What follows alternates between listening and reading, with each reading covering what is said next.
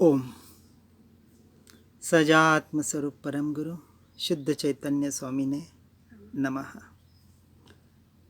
जे स्वरूप समझा विना पाम्यो दुख अनंत, समझाव्यू ते पद नमो श्री सद्गुरु भगवंत। आत्मसिद्धि शास्त्र गाथा 62-63 में हमने देखने का प्रयास किया कि जिसके अनुभव के सिवाय जो वस्तु उत्पाद हो रही है यानी उत्पन्न हो रही है और नाश को प्राप्त हो रही है, उसके ज्ञान को जानने वाला कोई ऐसा अद्भुत तत्व है, उसके बगैर हम इस संसार के दृश्यों को कहें या अपने आप को कहें, कैसे जान सकते हैं। तो आगे गाथा 64 और 65 में बताते हैं, जे संयोगो देखिए ते ते अनुभव दृश्य, उपजे नहीं संयोग थी आत्मा नित्य प्रत्यक्ष। अर्थात जो संयोग हम देखते हैं वे सब अनुभव स्वरूप ऐसे आत्मा के दृश्य है, अर्थात उन्हें आत्मा यानी कि मैं मात्र जानता हूँ। और उन संयोगों के स्वरूप का विचार करने पर ऐसा कोई भी संयोग समझ में नहीं आता है कि जिससे आत्मा उत्पन्न होता है। इसलिए आत्मा संयोग से उत्पन्न नहीं हुआ है, अर्थात असंयोगी है, स्वाभाविक पदार्थ है। इसलिए यह प्रत्यक्ष नित्य ऐसा समझ में आता है। इस गाथा में कह रहे हैं कि आज हम निरंतर संयोग और संयोगी भावों में जी रहे हैं, लेकिन इन संयोग और संयोगी भावों के पीछे जो निरंतर ये जो भाव भी बदल रहे हैं और संयोग भी बदल रहे हैं। जिस व्यक्ति का संयोग संबंध आज हमारे साथ है, कल वो नहीं था और शायद कल न भी रहे।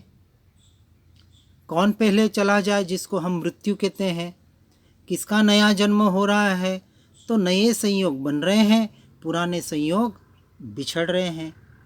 ये तो बाहर के संयोगों की बात हुई, लेकिन इन संयोगों के निमित्त से उत्पन्न होने वाले हमारे भाव, हमारे यानी आत्मा से जो भाव उत्पन्न हो रहे हैं, ये भाव भी हम निरंतर बदलते हुए देख रहे हैं। जो कल का मित्रता हो सकता है आज दुश्मन हो जाए, आज का शत्रु हो सकता है कल का मित्र हो जाए, जिसको हम मैं मान रहे हैं कल पराया हो जाए, जिसको हम पराया मान रहा है कल वो अपना हो जाए। किसी की जान नहीं पहचान नहीं, और बहुत बार ऐसे लगता है कि इससे तो हम बहुत बार मिल चुके हैं, पहले कभी मिल चुके हैं। इस प्रकार के जो संयोगी भाव भी जो निरंतर बदल रहे हैं, यह प्रत्यक्ष देखने में आ रहा है। लेकिन संयोगी भाव और संयोग बदलते हुए भी उसको जो जानने वाला है वो नहीं बदल रहा है। एक साल पहले किसको जाना था, क्या हुआ था, आज हमें याद है। कुछ भले कुछ क्षण याद होंगे, कुछ दिन याद होंगे, कुछ मोमेंट्स याद होंगे। 10 साल पहले क्या हुआ था, किसी ने हमें गाली दी थी, हमारा अहित किया था, उसको आज हम तक उसकी दुश्मनी, उसका वैरभाव भूल नहीं पाए हैं कि इसने मेरा अहित किया था, इसने मेरा बुरा किया था या किसी ने भला किया था। तो ये जो सारे परिणमन है इसको हम भूल नहीं रहे हैं, ये अभी भी हमारी स्मृति में है, चाहे संयोग कितने भी बदल रहे हैं। तो उसको जानने वाला तत्व ऐसा मौजूद है जो आज दिन तक अभी तक बदला नहीं है। अब इस का अर्थ यही है कि इन संयोगों के स्वरूप का विचार करते हुए ऐसा नज़र में आ रहा है कि संयोग बदलते हुए भी ऐसा कोई संयोग नज़र नहीं आ रहा है कि जिससे इस आत्मा की, इस जीव की उत्पत्ति हुई हो। अब कोई कहे कि मेरा जन्म हुआ, अब मेरा जन्म यानी किसका जन्म हुआ? जन्म तो शरीर का हुआ। और कोई कहता है मैं मर गया या फलाना फलाना की मृत्यु हो गई। अब किसकी मृत्यु हुई? शरीर की मृत्यु हुई। तो एक शरीर जो जन्मा था वो कुछ अपने परमाणु को उसने लिए, ग्रहण किए, छोटे से बड़ा हुआ, और जैसे उसका आयुष्य कर्म पूरा हुआ उस शरीर की मृत्यु हो गई। ये सारा एक व्यवहार का कथन है। आज हम पुनर्जन्म की भी बहुत बातें सुनते हैं। यदि पुनर्जन्म मान रहे हैं तो इस बात को सत्य कहा जा सकता है कि देह के जन्म से मेरा जन्म तो नहीं हुआ। इस देह के पहले भी मैं कहीं था, किसी देह के रूप में, किसी और रूप में था। और यदि देह ये छूटता है तो भी मैं तो रहने वाला हूँ। यदि इस बात को स्वीकार करते हैं तो ये बात स्पष्ट होती है कि जिसको हम जन्म और मरण कहते हैं वह तो इस पुद्गल यानी इस जड़ का परिणमन मात्र है, और ये भी निरंतर बदल रहा है। बचपन का शरीर कैसा था, जवानी का शरीर कैसा था, आज बुढ़ापे का शरीर कैसा था, हम प्रत्यक्ष देख रहे हैं। कोई रोग आ जाता है, कभी कुछ शरीर में परिवर्तन हो जाता है, तो शरीर का भी परिणमन हम निरंतर देख रहे हैं। ये सारा परिणमन होते हुए भी उसको जानने वाला जो तत्व है वो निरंतर जैसा का तैसा उसको मात्र जान रहा है, जो आज हमारे स्मृति में है। जैसे साइंस कहता है कि हर क्षण इस शरीर के परमाणु, इलेक्ट्रॉन, प्रोटॉन, न्यूट्रॉन भी बदल रहे हैं। अब ये भी बदल रहे हैं। करीबन 6.5 से 7 साल में शरीर के सारे परमाणु बदल जाते हैं। पूरा शरीर हमारा बदल चुका है। 40 दिन में पूरा खून बदलता है, 31 दिन में ये लार बदलती है। और प्रत्यक्ष प्रमाण है, जो हम खा रहे हैं वो सिर्फ खाने से हम बढ़ तो नहीं रहे हैं, तो कहीं जा भी रहा है। गए साल हमारा वजन 55 किलो था, आज भी करें तो 55 किलो ही आता है। तो ये एक साल में जो हमने खाया उससे जो खून बना, मांस बना, हड्डियाँ बनी, ये जो अन्न ग्रहण किया उससे जो नए मांस, खून, हड्डियाँ सारे बनी, ये कहाँ गया? तो सीधी सी बात है, किसी प्रमाण की जरूरत नहीं, सामने दिख रहा है कि मेरा वजन यानी शरीर का वजन तो उतना ही रहा हुआ है, न घट रहा है न बढ़ रहा है। और घटबत हो जाए तो आधा 1 किलो ऊपर नीचे हो जाए। लेकिन खाया कितना? रोज 2 किलो खा रहे हैं तो महीने का 60 किलो खा रहा है, तो 700-800 किलो हर साल खा रहे हैं। तो 700-800 किलो खा रहे हैं, उसमें समझो 500-600 किलो निकल गया बाहर मलमूत्र के द्वारा, तो भी 5-25 किलो 50 किलो तो बढ़ना चाहिए ना। अब नहीं बढ़ रहा है तो ये कहाँ गया? तो कुछ ऐसा तत्व है जो यहाँ से निरंतर निकल भी रहा है, हमको दिखाई नहीं दे रहा है।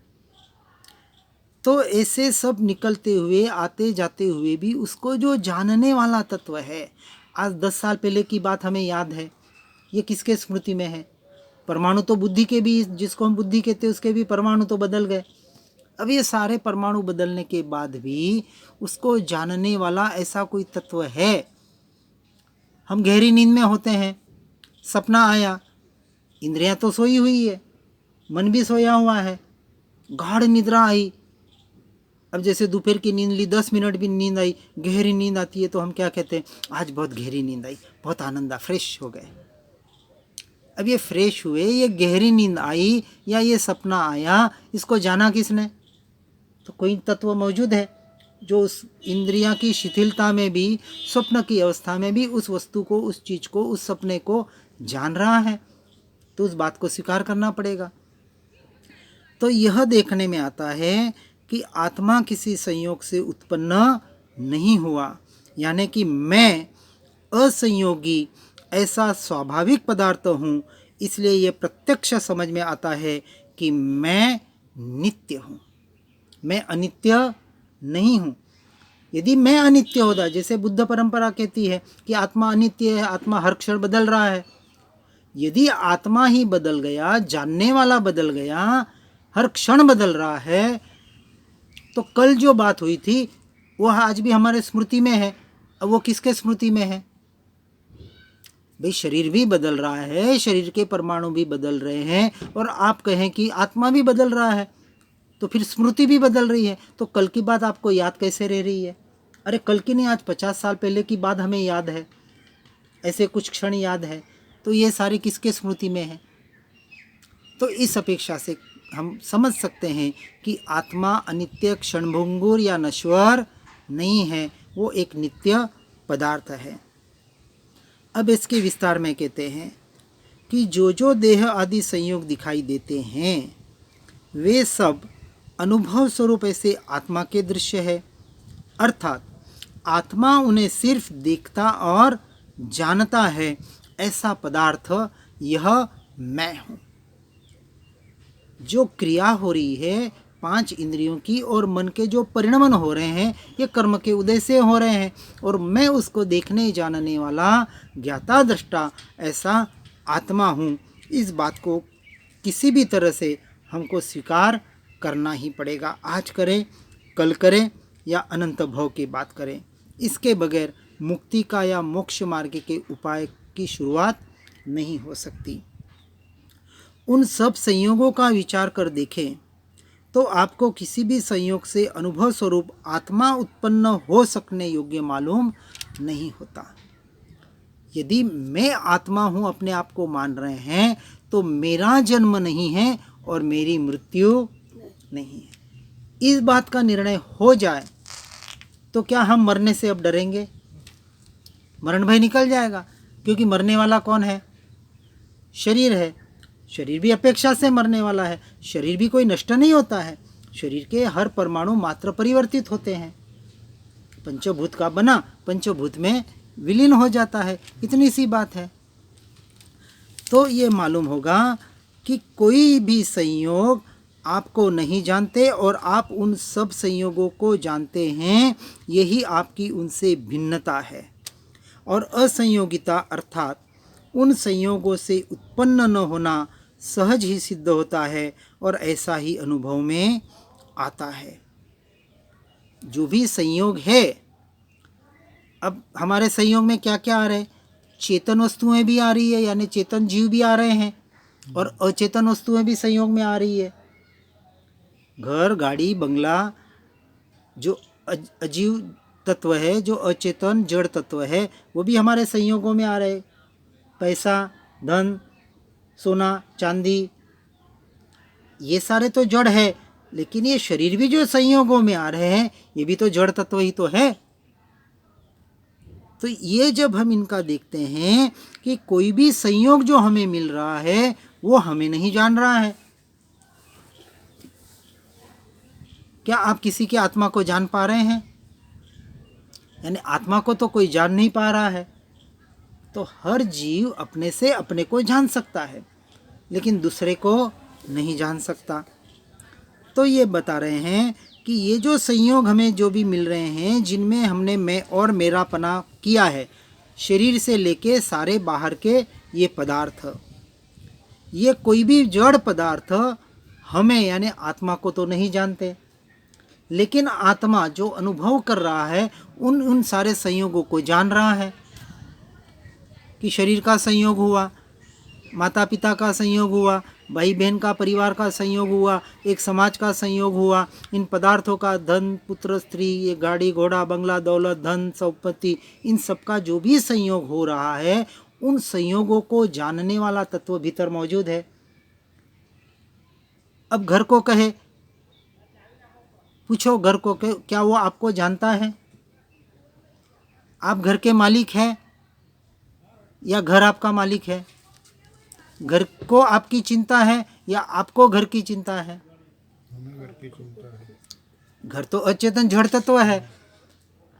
अब कहीं बाहर जाना है, अब घर कहेगा आप ताला लगाए या न लगाए, मुझे क्या इससे लेना देना, मैं तो जहाँ हूँ वैसा ही रहूँगा। लेकिन हमें किसकी चिंता है? उस घर की जड़ की चिंता है, उसे हमारी चिंता नहीं है। क्या रुपए पैसों को हमारी चिंता है? अरे भाई इसने बहुत मेहनत से कमाया, अब इसको कैसे छोड़ के जाऊं मैं? क्योंकि अचेतन जड़ तत्व है, उसको मन नाम की कोई वस्तु नहीं है, उसको भावात्मक परिवर्तन होने का कोई उसका स्वरूप नहीं है। तो ये स्वरूप किसका है? और यदि कहें कि मेरा है, तो मेरा किसका? इस शरीर का तो है नहीं, क्योंकि स्पष्ट हम देख रहे हैं कि जब ये जीव आत्मा इस शरीर को निकल जाता है, आत्मा इस शरीर से, शरीर तो वैसा का वैसा पड़ा है। अब शरीर किसकी चिंता करेगा? अभी इस शरीर की और बाहर की हमें जो चिंता हो रही है, ये जो भाव हो रहे हैं, ये जो सारे परिणमन हो रहे हैं, तो इन पर पदार्थों को तो इसकी कोई चिंता है नहीं। और जो चिंता करने वाला है वो किसकी चिंता कर रहा है? जो वस्तु उसकी नहीं है उसकी चिंता कर रहा है। अपने स्वयं की तो चिंता हो ही नहीं रही, उसको स्वयं का विचार ही नहीं कर पा रहा है। मैं कौन हूँ, मेरा स्वरूप क्या है, मैं कहाँ से आया हूँ, कहाँ जाऊँगा, मेरा अस्तित्व क्या है। जो नाशवान वस्तु है, जो अनित्य वस्तु है, जो क्षणभंगुर है, नश्वर है, उसके पीछे तो हम पूरा जीवन बिता देते हैं। लेकिन जो नित्य वस्तु है, जो मेरी वस्तु है, जो जानने वाला निरंतर मेरा जैसा स्वरूप है, अपने आप को जानने का हम पुरुषार्थ नहीं कर पा रहे हैं। इससे बड़ा आश्चर्य और क्या होगा? यही बात यहाँ बता रहे हैं। और यही बता रहा है कि ये असंयोगी पदार्थों को आपकी चिंता नहीं है, पर आपको उनकी चिंता है। तो ये बता रहा है कि ये सभी आपसे संपूर्णतः कैसे हैं? भिन्न हैं, न्यारे हैं, स्वतंत्र हैं। अब इनका सबका परिणमन इनके हिसाब से, आप किसी शरीर के परिणमन को बदल सकते हो कि मुझे अब गोरे से काला होना है, काले से गोरा होना है, मैं टिंगना हूँ तो लंबा होना है। ठीक है, कुछ हम भले प्रयास कर ले तो कुछ 19-20 का फर्क पड़ सकता है। लेकिन जैसा हम चाहें, आज प्लास्टिक सर्जरी से या इसके माध्यम से, कुछ प्रयोगों के माध्यम से भले करने में आ रहा है, लेकिन वो तो कोई विरलों की बात है, वो भी आर्टिफिशियल है, नेचुरल तो कुछ होगा नहीं, टेम्परेरी है और वो भी टेम्पररी है, और वो भी बदलने वाला है। वो भी शरीर कितना टिकने वाला है। जैसे देवानंद की बात आती है फिल्म एक्टर की, कि अपने आप को बूढ़ा नहीं दिखना चाहिए, इसलिए वो यहाँ कॉलर लगा था और उसने कितने स्किन सर्जरी कितनी बार करा ली, फिर भी अंत में संसार छोड़ के तो जाना पड़ा। भले दिखने में जवान हो जाए 90 साल का आदमी, लेकिन आयुष्य पूरा हो जाए तो देह छोड़ के जाना ही पड़ेगा। तो ये पदार्थ जिसमें हमने मैं मेरापना कर रखा है, ये तो असंयोगी पदार्थ है। और इन सबसे मैं आत्मा, उनको जानने देखने वाला, उससे भिन्न हूँ, इस बात को स्वीकार किए बगैर जीव आगे बढ़ नहीं पाएगा। इसलिए किसी भी संयोग से जिसकी उत्पत्ति नहीं हो सकती, और कोई भी संयोग जिसकी उत्पत्ति के लिए अनुभव में नहीं आ सकते, अब उस आत्मा की बात कर रहे हैं, उस जीव तत्व की बात कर रहे हैं जो किसी भी संयोग से उत्पन्न नहीं हुआ है। और जिन जिन संयोगों की कल्पना करें, उनसे वह अनुभव भिन्न और भिन्न ही है। अपने प्रत्यक्ष अनुभव से हम इसको देख सकते हैं कि संयोग निरंतर बदल रहे हैं। उसके निमित्त से होने वाले ये हमारे संयोगी भाव, कौन से भाव? मोह राग द्वेष के भाव, ये भी निरंतर बदल रहे हैं, निरंतर विकल्प बदल रहे हैं। हर क्षण नया विचार आ रहा है। एक क्षण में मन कहाँ है और दूसरे क्षण मन कहाँ है। अब ये सारे विकल्पों को, विचारों को, भावों को, संयोगों को हम निरंतर बदलता हुआ देख रहे हैं। फिर भी ऐसा एक तत्व है जो नहीं बदल रहा है, वो निरंतर उन बदलते हुए पदार्थों को जान रहा है। इसलिए तो पता पड़ रहा है ना कि कल कोई बात थी, 5 साल पहले कोई बात थी, या 2 साल बाद कुछ होने वाला है। कोई भविष्य भी बताते हैं, तो किसके आधार पर बताते हैं? तो इस प्रकार से यह देखा जा सकता है, अनुभव में लाया जा सकता है, इसका निश्चय और निर्णय श्रद्धान किया जा सकता है कि ऐसा कोई भिन्न तत्व है, ऐसे दो द्रव्य यहाँ हैं, एक जड़ और एक चेतन। उसकी भिन्नता को जब तक हम स्वीकार नहीं कर पाएंगे तब तक हम इस भेद ज्ञान के द्वारा मोक्ष मार्ग पर, मुक्ति के मार्ग पर आगे नहीं बढ़ पाएंगे। इसलिए इन सबसे जो भिन्न ही है और मात्र उनके ज्ञाता रूप से ही रहता है। अब मेरा स्वरूप और स्वभाव क्या है? सिर्फ देखना और जानना। जो निरंतर ज्ञाता रूप ही रह रहा है, उस अनुभव स्वरूप अपनी आत्मा को आप नित्य अस्पृश्य, अर्थात जिसने उन संयोगों के भावरूप स्पर्श को प्राप्त नहीं किया, ऐसा समझना है। इस बात को हमें स्वीकार करना ही पड़ेगा कि संयोग बदल रहे हैं, संयोगी भाव भी बदल रहे हैं, फिर भी उसको जानने देखने वाला जैसा का तैसा रहा हुआ है। यदि वो बदल जाता तो जो वस्तुएं बदली वो हमारे स्मृति में ही नहीं रहती, वो भी हमारे स्मृति से नष्ट हो जाती। यदि कल का आत्मा आज नहीं है, कल वाली वो वस्तु आज यहाँ नहीं है, तो कल वाले संयोग बदल गए, कल वाला परिणमन बदल गया, कल वाले बाहर के पदार्थ बदल रहे हैं, फिर भी वो जानने वाला वैसा का वैसा मौजूद है, जो निरंतर जान रहा है। और ऐसा जो जानने देखने वाला तत्व है, वो तत्व मैं हूँ। ऐसे मैं तत्व की ओर हमें आने का हमें प्रयास करना है। इस प्रकार से 64वीं गाथा में बताने का प्रयास किया। फिर 65वीं गाथा में बता रहे हैं, जड़ थी चेतन उपजे, चेतन थी जड़ था, एवो अनुभव कोई ने क्या रे कदी न था।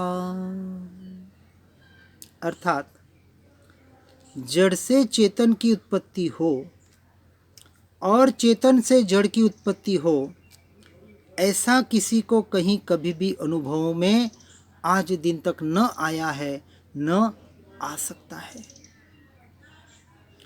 आज के तारीख में साइंस जो प्रोग्रेस कर रही है, उसमें जिसको हम टेस्ट ट्यूब बेबी कहते हैं, कि बिना गर्भ के आज बाहर बच्चों को पैदा किया जा रहा है।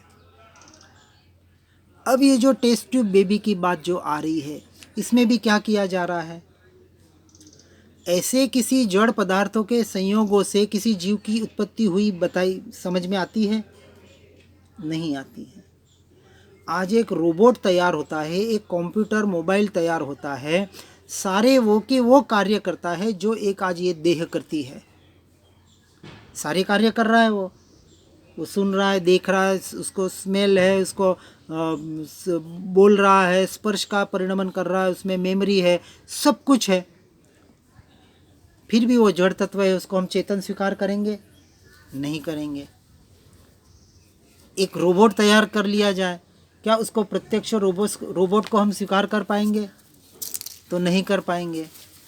तो ये बात बता रही है कि जड़ से आज दिन तक किसी जीव की उत्पत्ति हुई नहीं और जीव से किसी जड़ की उत्पत्ति हो नहीं सकती।